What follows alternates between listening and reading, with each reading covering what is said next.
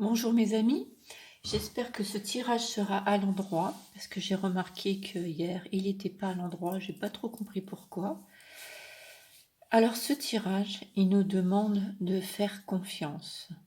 Je vis avec légèreté toute situation, je dédramatise et j'avance avec humour.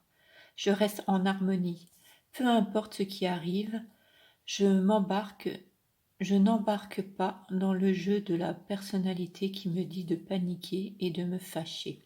Je lâche prise, j'accueille et je reste en lien avec Dieu ou avec l'univers selon ce que vous croyez. J'accrois ainsi mes forces spirituelles intérieures. On a vu lors des derniers tirages qu'il y a beaucoup de bouleversements, beaucoup de changements, beaucoup de transformations, qu'on est beaucoup dans le mental et que c'est des périodes très difficiles. Mais là, dans ce jeu, on vous demande d'être encore dans la gratitude. En fait, on avait déjà cette carte hier, mais d'être aussi dans la joie, hein. Regardez votre famille autour de vous. Regardez les amis, les gestes amicaux des personnes. Regardez, en fait, discutez avec les gens autour de vous. Faites la fête. Croyez en vos rêves, hein. Ces cartes, à part l'avarice là, ces cartes en fait montrent vraiment, mais vraiment beaucoup, demandent en fait de, de voir en fait quand même le bonheur qui vous entoure. Je sais que c'est pas toujours facile et pas toujours évident. Mais ce qu'on vous dit aussi, que c'est face aux difficultés, à l'adversité, que l'on grandit. Si on vous met dans ces situations, c'est pour que vous arriviez à grandir, à vous surpasser, à vous dépasser, à aller vers quelque chose de meilleur. Si on vous met tout dans la facilité, vous n'avez pas envie de changer. Vous êtes d'accord avec moi? Donc pour changer, on est bien obligé de vous montrer que ce qui est là ne vous convient pas. Je sais, c'est une période difficile, difficile à vivre, difficile à passer. Mais après, on va retrouver toute cette joie, cette harmonie, ce partage familial, ces fêtes, la réalisation de ses rêves, de nos rêves.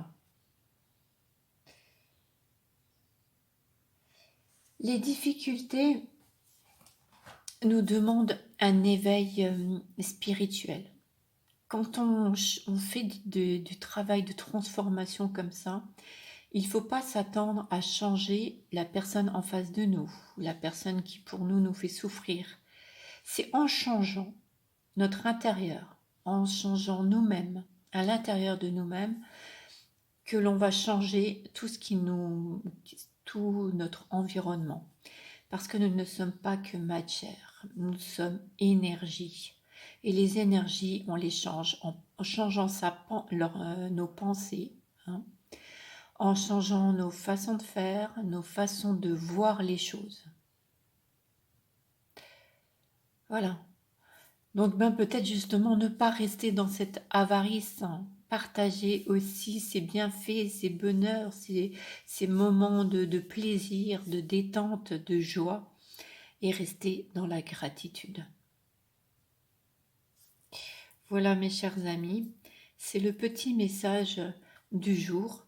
J'espère qu'il saura vous trouver une petite place à l'intérieur de vous pour vous dire oui, je profite des bons moments, je profite de ma famille, je profite d'être heureux, d'être heureuse, de voir ce que j'ai. Et si vous ressentez que vous avez trop de difficultés en ce moment, mais on vous appelle à changer en fait, hein.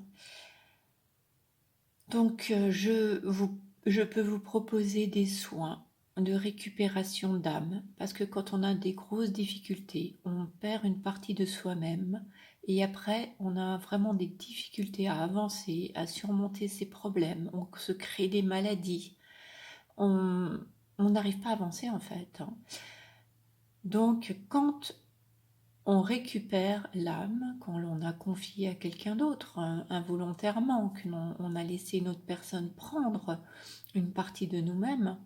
Quand on va récupérer cette partie de nous-mêmes, on va se sentir entier, complet, on va pouvoir avancer dans la vie, on va trouver des solutions aux problèmes et on va, euh, on va arrêter de développer des maladies, d'être toujours dans le mental, on va avoir plus d'idées positives. Donc voilà, c'est vraiment ce que je vous souhaite. Et si vous voulez faire ce soin avec moi, n'hésitez pas à me contacter. Je mets mes coordonnées en dessous de la vidéo. Merci, à très bientôt.